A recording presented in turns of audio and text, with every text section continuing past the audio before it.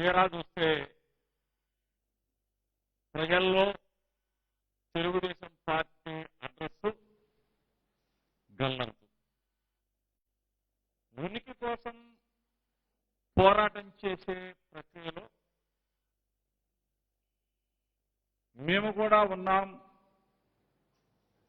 ప్రతిపక్ష స్థానాన్ని కోల్పోయినా కానీ ఎక్కడో కాస్తో కూస్తో మిగిలి ఉన్నాం, మాకు కూడా ఉనికి ఉంది అని చెప్పుకోవడం కోసం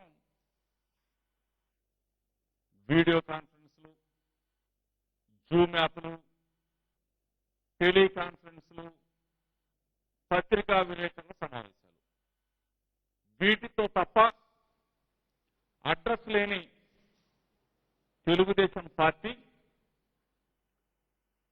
నిన్నగాక మొన్న 4 లక్షల మంది మన పిల్లలు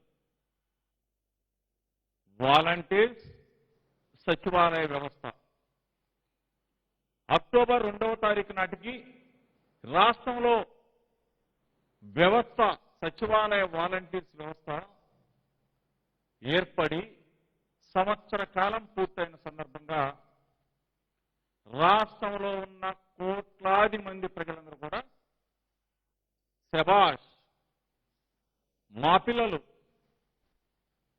మా సొంత పిల్లలు ఎక్కడో ఉన్నా సరే జగన్మోహన్ రెడ్డి గారు నియమించిన ఆత్మబంధువులు, జగనన్న నియమించిన సైన్యం, జగనన్న మా కోసం ఏర్పాటు చేసిన వారియర్స్ 7 నెలలుగా కరోనా కష్టకాలంలో ఉన్నాం. ప్రపంచం మొత్తం వెలవెల్లాడుతూ ఉన్నాం. భారతదేశంలో ఉన్న అన్ని రాష్ట్రాలు కక్కావికలమైపోతా ఉన్నాం. ఆంధ్రప్రదేశ్ రాష్ట్రంలో వాలంటీర్స్ వ్యవస్థ, మన పిల్లలు మన వాలంటీర్స్ ప్రతి గడప తట్టి గడప దాటి బయటికి రావాలంటే ఇబ్బందులు పడుతున్న మన ప్రజలకి గడప దగ్గరికి వెళ్ళి వాళ్ళ కష్ట సుఖాల్లో, వాళ్ళ ఇబ్బందుల్లో పాలు పంచుకుంటూ ప్రతినిత్యం ఒక సైన్యంలాగా ప్రజలని కాపాడుకుంటున్న సచివాలయ ఉద్యోగులు, వాలంటీర్స్, పోలీస్, రెవెన్యూ, పారిశుద్ధ కార్మికులు, మరీ ముఖ్యంగా హెల్త్ సిబ్బంది తమ ప్రాణాలకి ఏమైనా అవుతుందో, ఏమైనా ఇబ్బంది వస్తుందో అని చెప్పేసి వాళ్ళ ప్రాణాలను కూడా లెక్క చేయకుండా ప్రజల ప్రాణాలని కాపాడటంలో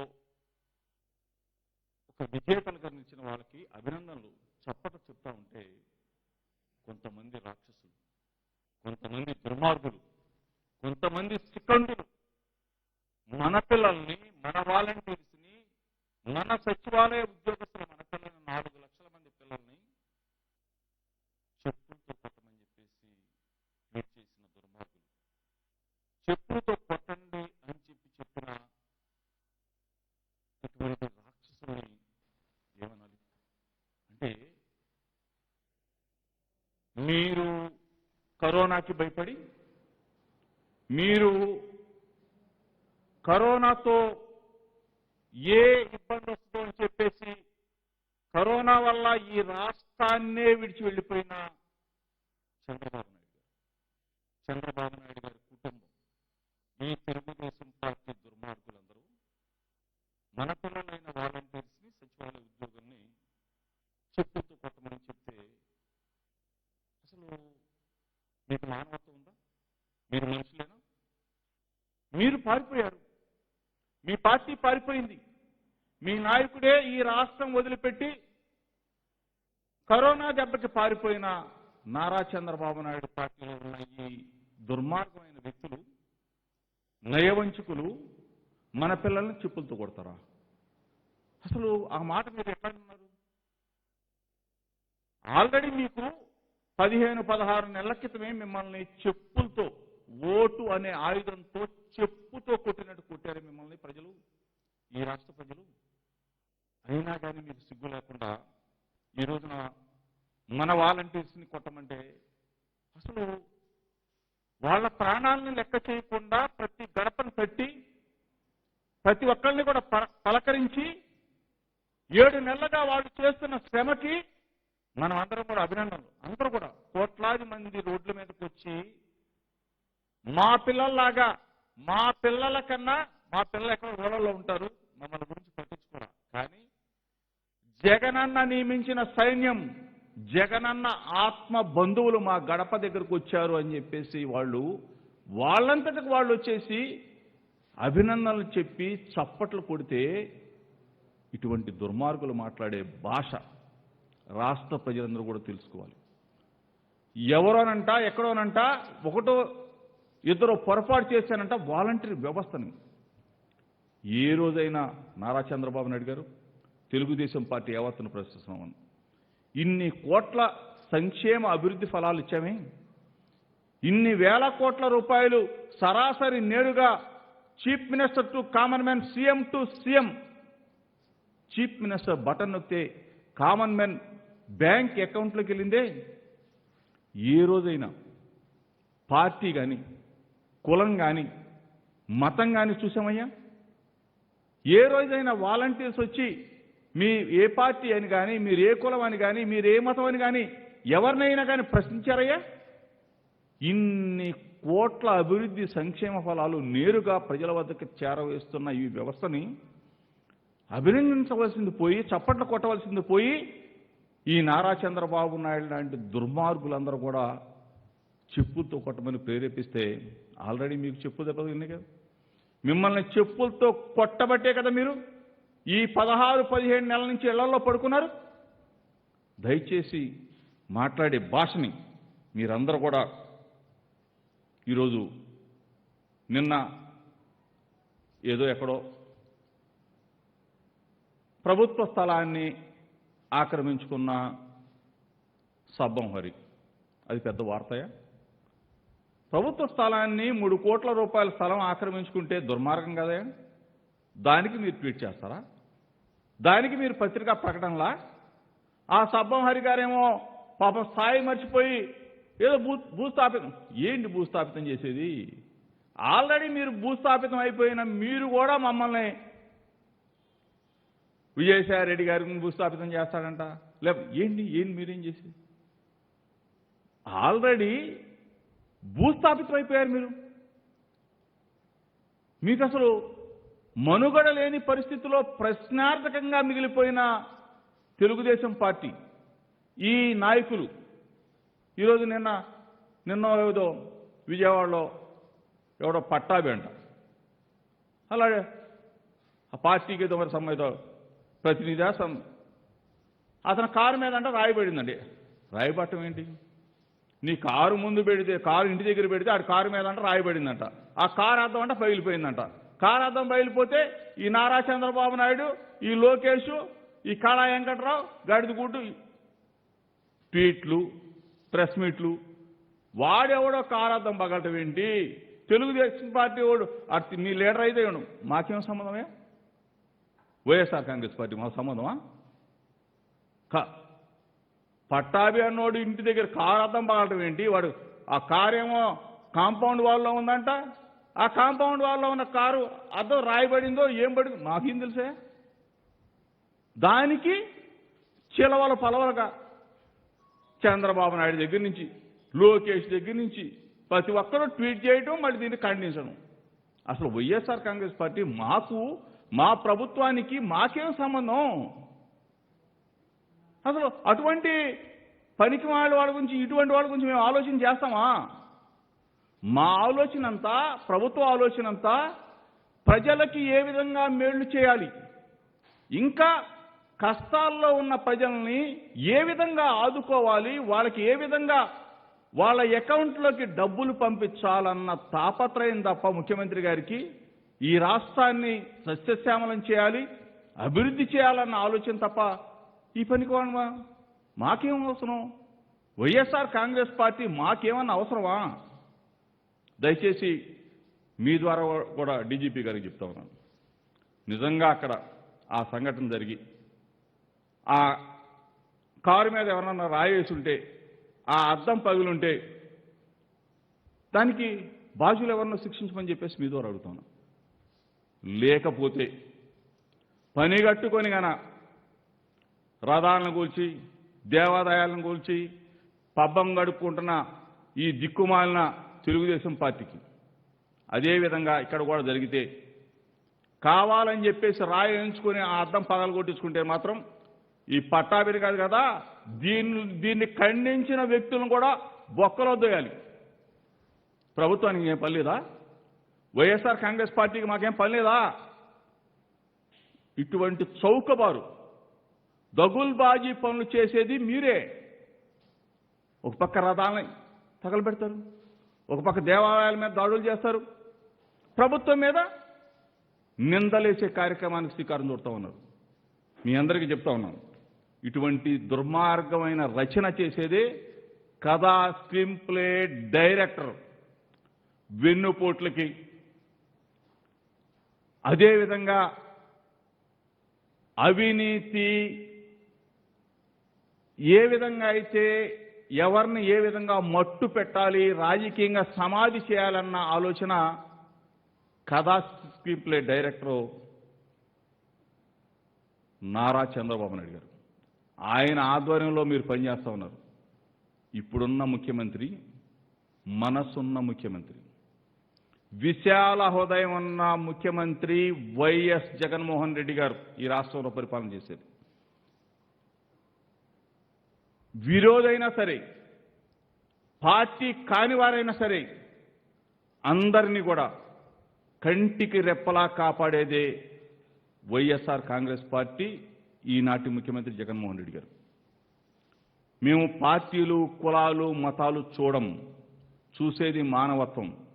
దయచేసి ఇటువంటి చౌకబారు కార్యక్రమాలు చేసి సబ్బమారి దొడ్డిబాలు కూడా ఏంటిది?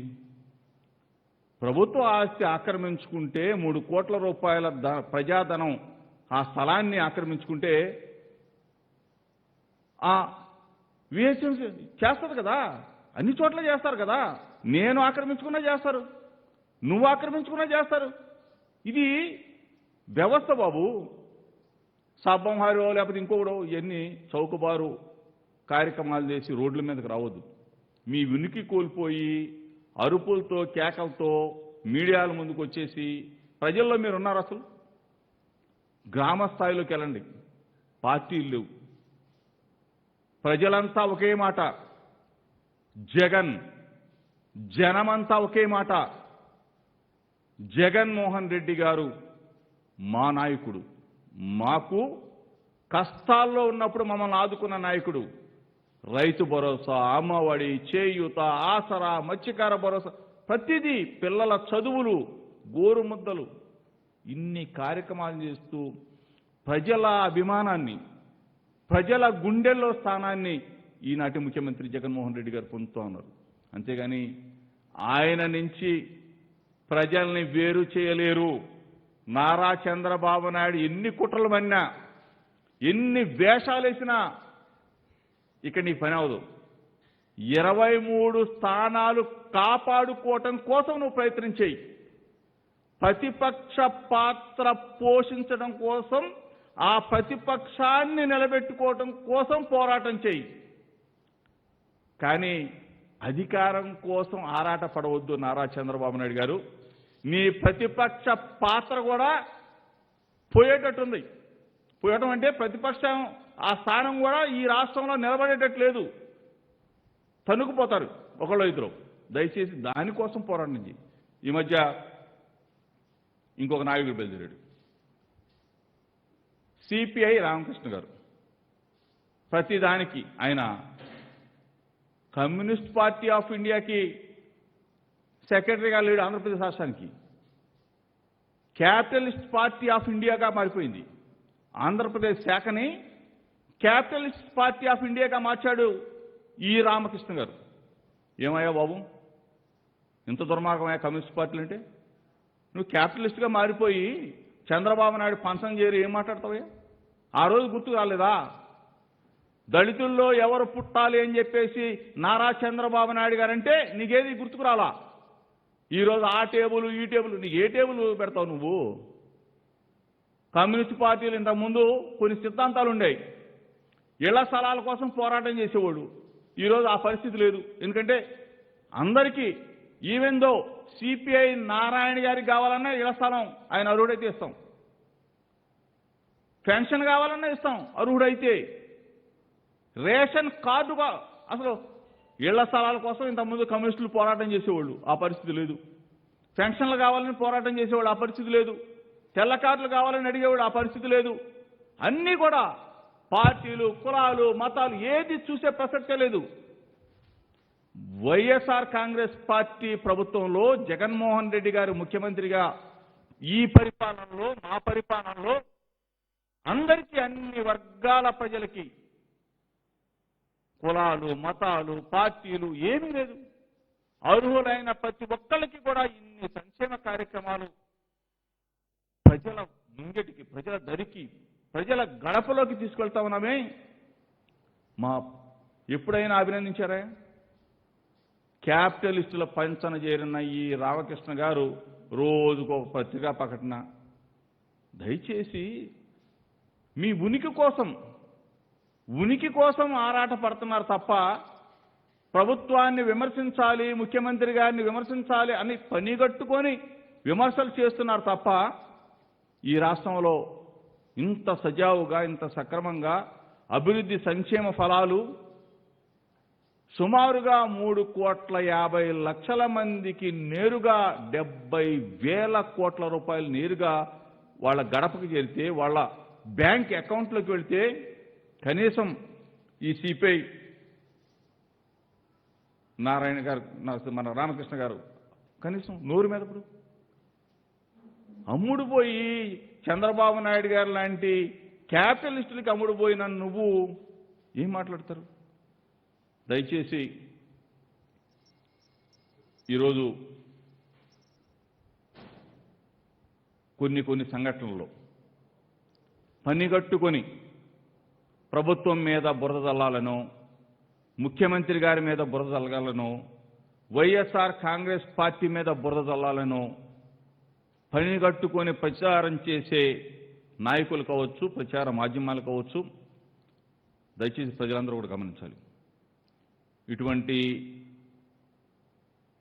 సబ్బంహర్ లాంటి వాళ్ళు, ఈ పట్టాభిరామ లాంటి వాళ్ళు, వాళ్ళ గురించి ఆలోచన చేసే పరిస్థితుల్లో ప్రభుత్వం లేదు. ప్రజల కష్టాలు, ప్రజల ఇబ్బందులు, ప్రజల బాగోగుల కోసమే జగన్మోహన్ రెడ్డి గారి ప్రభుత్వం పనిచేస్తుంది. కక్ష సాధింపులు ఇవన్నీ కూడా మా ప్రభుత్వంలో ఉండవు. ప్రజలంతా కూడా మాకు, ప్రజలందరూ కూడా అందరినీ కూడా కాపాడుతాం, అందరినీ రక్షిస్తాం. ఎవరికి ఏ ఇబ్బంది వచ్చినా, ఏ కష్టం వచ్చినా కానీ మన ముఖ్యమంత్రి గారు ఉన్నారు. అంతేగాని చంద్రబాబు నాయుడు లాంటి దుర్మార్గమైన వ్యక్తులు వాళ్ళు చేసే ప్రచారాన్ని ఈ రాష్ట్ర ప్రజలు, ఆయన ఆరాటం వల్ల తెలుగుదేశం పార్టీ ఈ రాష్ట్రంలో ఉనికిని కాపాడుకోవటం కోసం ప్రతిపక్ష స్థానాన్ని కూడా కోల్పోయాడు. ఎందుకంటే 7 నెలలుగా ఇక్కడ రాష్ట్ర ప్రజలు కరోనాతో ఇబ్బందులు పడుతూ ఉంటే ప్రతిపక్ష నాయకుడు ఆంధ్రప్రదేశ్ రాష్ట్రంలో ఉండకుండా హైదరాబాద్లో పారిపోయి కనీసం వాళ్ళ పార్టీకి సంబంధించిన నాయకులు కూడా గ్రామాల్లోకి వెళ్ళలేదు, ప్రజల్ని పలకరించలేదు. ప్రాణాలని సైతం లెక్క చేయకుండా వైఎస్ఆర్ కాంగ్రెస్ పార్టీ శ్రేణులన్నీ, ఎమ్మెల్యేలు, ఎంపీలు, మంత్రులు ప్రతి ఒక్కరం ప్రజల్లో ఉన్నాం. ప్రజల కష్టాలు తెలుసుకున్నాం, ప్రజల కష్టాలు తీర్చాం. ఇది శిలా శాసనం. 20 సంవత్సరాల పాటు ఈ ఆంధ్రప్రదేశ్ రాష్ట్రానికి వైఎస్ జగన్మోహన్ రెడ్డి గారు ఏకఛత్రాధిపత్యంగా ముఖ్యమంత్రిగా కొనసాగుతారు. ఇది నిజం. ప్రతిపక్ష పార్టీ ప్రతిపక్షంలో ఉండటం కోసం పోరాటం, ఉనికి కోసం ఆరాటం తప్ప నారా చంద్రబాబు నాయుడు గారు చేసేది ఏమీ లేదని చెప్పేసి మరొక్కసారి మీడియా మిత్రుల ద్వారా తెలుపుకుంటూ ప్రజలందరూ కూడా దీన్ని గమనించాలి. దీన్ని ఇటువంటి చీడ పురుగుల్ని మరొక్కసారి చీకొట్టాలని చెప్పేసి మీ ద్వారా తెలియజేస్తా ఉన్నాను.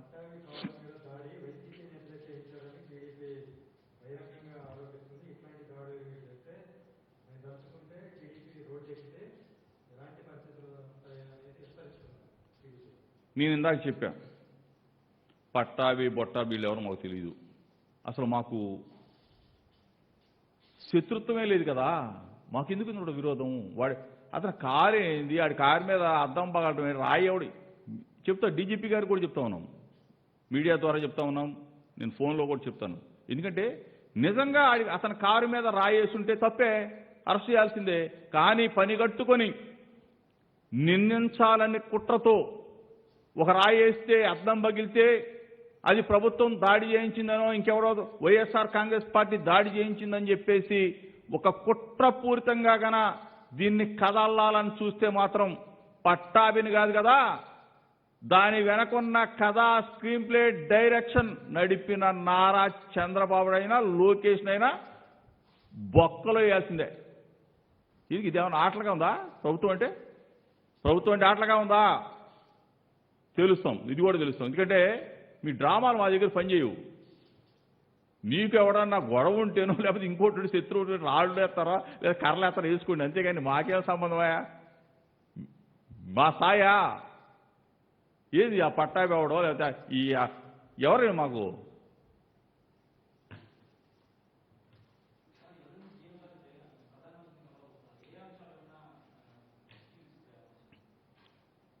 ప్రభుత్వానికి సంబంధించి మన ఆంధ్రప్రదేశ్ సంబంధించి మనకు రావాల్సిన నిధులున్నాయి. సహకరించిన పోలవరంకు సంబంధించిన నిధులు రావాల్సి ఉన్నాయి. అట్లాగే కరోనాతో ఇబ్బంది పడ్డాం, ఆర్థికంగా మనకి వ్యవస్థ అంతా కూడా చిన్నాభిన్నమైంది. ఆర్థిక పరిస్థితి కొంచెం ఇబ్బందికర పరిస్థితుల్లో ప్రధానమంత్రి గారిని మన రాష్ట్రానికి మెరుగైన సాయం చేయమని చెప్పేసి ముఖ్యమంత్రి గారు కోరతారు. తప్పే ఉంది దీంట్లో. ఓకేనా?